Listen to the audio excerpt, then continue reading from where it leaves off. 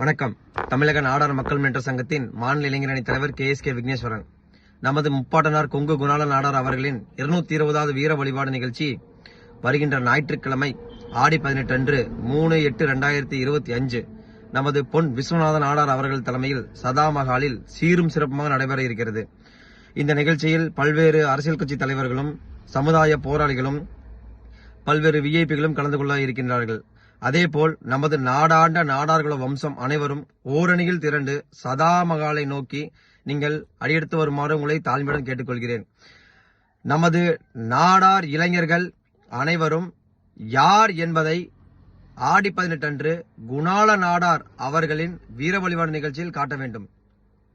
நமது அரசியல் அங்கீகாரத்தையும் நமது முப்பாட்டனாருக்கு மணிமண்டபம் கட்ட நாம் எடுத்து வைக்கக்கூடிய அடியையும் இந்த நிகழ்ச்சியில் அரசுக்கு நாம் தெரியப்படுத்த வேண்டும்.